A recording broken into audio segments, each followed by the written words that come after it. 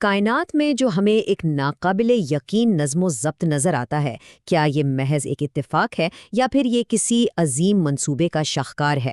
آج کی ہماری گفتگو اسی سوال کے گرد گھومے گی اور ہم دیکھیں گے کہ کس طرح کائنات کی ہر شے ایک خالق کی موجودگی کی طرف اشارہ کرتی نظر آتی ہے۔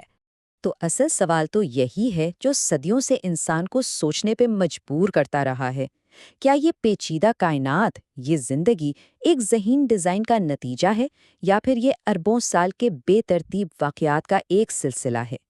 آئیے ان دلائل پر ایک نظر ڈالتے ہیں جو ایک عظیم منصوبے کی طرف اشارہ کرتے ہیں۔ ہمارا یہ سفر کائنات کی اندیکھی وسعتوں سے شروع ہوگا، پھر ہم زمین کے حیرت انگیز نظاموں سے گزریں گے اور آخر میں خود اپنے وجود کے مرکز تک پہنچیں گے۔ تو چلیے ان شواہد کا جائزہ لیتے ہیں جو ہمارے ارد گرد اور ہمارے اندر ایک ذہین منصوبے کی نشاندہی کرتے ہیں۔ تو چلیے سب سے پہلے نظر اٹھاتے ہیں آسمان کی طرف اور اس عظیم الشان کائناتی نظام کو دیکھتے ہیں جہاں ہر چیز ایک مکمل توازن اور ہم آہنگی کے ساتھ چل رہی ہے۔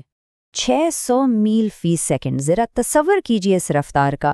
یہ وہ ناقابل یقین رفتار ہے جس سے ہمارا سورج پچھلے 5 ارب سال سے خلا میں سفر کر رہا ہے۔ لیکن یہ کوئی بے ترتیب بھاگ دوڑ نہیں ہے، بلکہ ایک انتہائی منظم اور طے شدہ سفر کا حصہ ہے۔ اور ہاں، سورج اس سفر پر اکیلا بالکل نہیں ہے۔ یہ تو اپنے ساتھ 9 سیاروں، 27 چاندوں اور لاکھوں شہاب ثاقب کے ایک پورے قافلے کو لے کر چل رہا ہے۔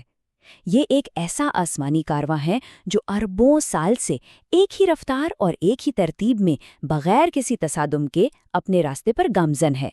اب جب ہم یہ بے مثال نظم و ضبط دیکھتے ہیں تو ذہن میں ایک سوال تو خود بخود آتا ہے، بھلا یہ کیسے ممکن ہے کہ کوئی ڈیزائن تو ہو مگر اس کا کوئی ڈیزائنر نہ ہو، کوئی قانون تو موجود ہو لیکن اس قانون کو بنانے والا کوئی نہ ہو؟ یہ اس کائناتی نظام کا سب سے بنیادی سوال ہے۔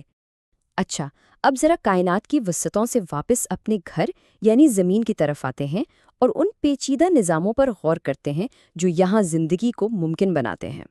دیکھیے، چاند کا کام صرف رات کو روشنی دینا نہیں ہے، اس کی کشش ثقل روزانہ 2 بار سمندروں میں اربوں ٹن پانی کو حرکت دیتی ہے۔ یہ جو مد و جزر اٹھتے ہیں، یہ نہ صرف سمندری حیات کے لیے آکسیجن لاتے ہیں بلکہ ہمارے ساحلوں کو بھی قدرتی طور پر صاف رکھتے ہیں۔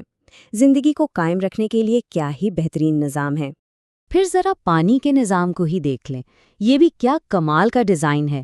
سورج کی گرمی سے سمندر کا کھارا پانی بخارات بن کر اٹھتا ہے، ہوائیں اسے خشکی پر لے جاتی ہیں جہاں یہ میٹھے پانی کی بارش بن کر برستا ہے اور پھر دریاؤں کے راستے واپس سمندر میں چلا جاتا ہے۔ کچھ بھی ضائع نہیں ہوتا، سب کچھ ایک مکمل توازن میں ہے۔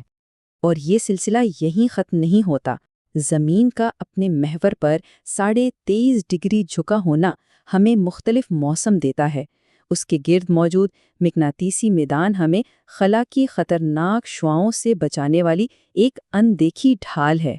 یہاں تک کہ ہمارے سمندروں کا نمکین پن بھی اربوں سالوں سے زندگی کے لیے بالکل ٹھیک سطح پر برقرار ہے۔ تو پھر وہی سوال اٹھتا ہے نا، کیا پانی نے یہ سب کچھ خود طے کر لیا یا چاند نے اسے ایسا کرنے کا مشورہ دیا؟ یہ سوچنا کہ یہ تمام پیچیدہ اور ایک دوسرے سے جڑے ہوئے نظام محض ایک اتفاق کا نتیجہ ہے، یہ اپنے آپ میں ایک بہت بڑا دعویٰ ہے۔ اچھا، اب زمین کے ان بڑے نظاموں سے ہٹ کر ذرا زندگی کی دوسری شکلوں پر نظر ڈالتے ہیں، یعنی حیوانات کی دنیا، جہاں ہمیں پیدائشی علم اور رویے کی ناقابل یقین مثالیں ملتی ہیں۔ سوچئے، ایک نیا پیدا ہونے والا بچہ جانتا ہے کہ اسے بھوک لگنے پر رونا ہے۔ ایک چوزا انڈے سے نکلتے ہی چلنا شروع کر دیتا ہے۔ جانوروں کے بچے بغیر سکھائے اپنی ماں کا دودھ تلاش کر لیتے ہیں۔ یہ وہ پیچیدہ رویے ہیں جو ان میں پیدائشی طور پر موجود ہیں۔ سوال یہ ہے کہ انہیں یہ سب کون سکھاتا ہے؟ شہد کی مکھیوں کی مثال ہی لے لیں، وہ کمال کی انجینئرز ہیں، سائنسدان بھی اور نیویگیٹر بھی۔ وہ زہریلے پھولوں کو پہچان سکتی ہیں، جیومیٹری کے اصولوں کے مطابق اپنے چھتے بناتی ہیں اور گرمیوں میں تو اپنے پروں سے ہوا دے کر اپنے چھتے کو ٹھنڈا بھی رکھتی ہیں۔ یہ ایک مکمل اور منظم معاشرہ ہے جو بغیر کسی لیڈر کے چل رہا ہے۔ آخر یہ سارا علم، یہ ساری سمجھداری آتی کہاں سے ہے؟ کیا یہ محض ایک اندھا اتفاق ہے جس نے ان جانداروں کو زندگی گزارنے کے یہ پیچیدہ طریقے سکھا دیے، یا اس کے پیچھے کوئی ذہین پروگرامر موجود ہے؟ اور اب آتے ہیں اس سفر کے سب سے حیرت انگیز پڑاؤ پر، یعنی خود انسانی جسم، جو عجائبات کا ایک نہ ختم ہونے والا خزانہ ہے۔ 3 ارب بار، جی ہاں، ایک اوسط انسانی دل اپنی پوری زندگی میں تقریباً اتنی ہی بار دھڑکتا ہے۔ یہ ایک ایسی خودکار مشین ہے جسے کبھی مرمت کی ضرورت نہیں پڑتی، جو بنا رکے، بنا تھکے، پیدائش سے موت تک مسلسل کام کرتی رہتی ہے۔ ہمارا جسم تو جیسے خودکار فیکٹریوں کا ایک پورا جال ہے۔ ہمارے گردے دنیا کے کسی بھی فلٹریشن پلانٹ سے کئی بہتر کام کرتے ہیں۔ ہمارا معدہ ایک ایسی کیمیکل لیبارٹری ہے جو ہر طرح کی خوراک کو توانائی میں بدل دیتا ہے۔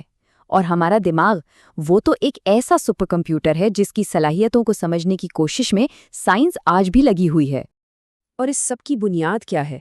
زندگی کی سب سے چھوٹی اکائی، یعنی ایک خلیہ یا سیل۔ ہمارے کھربوں خلیوں میں سے ہر ایک خلیے کے اندر ہماری پوری زندگی کا پروگرام، ہماری شکل و صورت اور ہماری صلاحیتوں کا مکمل نقشہ موجود ہے۔ یہ ہمارے اندر موجود ایک چھوٹی سی کائنات کی طرح ہے۔ تو اب گفتگو ایک بہت ہی دلچسپ موڑ پر آتی ہے، جہاں آج کی جدید سائنس اور ایک قدیم صحیفہ آپس میں ملتے نظر آتے ہیں۔ آئیے دیکھتے ہیں کہ آج کی سائنسی دریافتیں 1400 سال پہلے کیے گئے انکشافات کے بارے میں کیا کہتی ہیں۔ دیکھیے، جدید سائنس نے یہ دریافت کیا ہے کہ کائنات مسلسل پھیل رہی ہے اور تمام ستارے اور سیارے اپنے اپنے مدار میں تیر رہے ہیں۔ حیرت انگیز طور پر قرآن میں یہ باتیں 1400 سال پہلے ہی بیان کر دی گئی تھیں۔ یہ ٹیبل ایسی ہی چند مثالیں دکھاتا ہے جہاں آج کے سائنسی حقائق اور قرآنی آیات میں گہری مماثلت نظر آتی ہے۔ تو یہ سب دیکھ کر ایک سوال تو بنتا ہے کہ جس ہستی نے یہ باتیں بتائیں، اس نے یہ علم کہاں سے حاصل کیا؟ وہ کس یونیورسٹی سے پڑھا تھا؟ اس کے پاس کون سی لیبارٹری تھی جہاں اس نے یہ تجربات کیے؟ یہ علم جو اپنے وقت سے صدیاں آگے تھا، آخر اس کا ذریعہ کیا تھا؟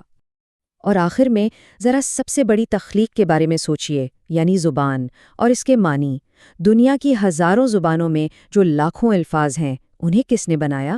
اور اس سے بھی اہم بات، ان الفاظ کو معنی کس نے دیے؟ اس ذہانت کا، اس علم کا خالق کون ہے؟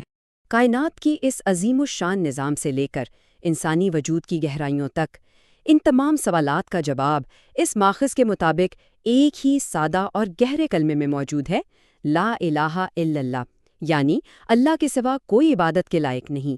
یہی وہ حتمی نتیجہ ہے جس کی طرف یہ خدائی منصوبہ اشارہ کرتا ہے۔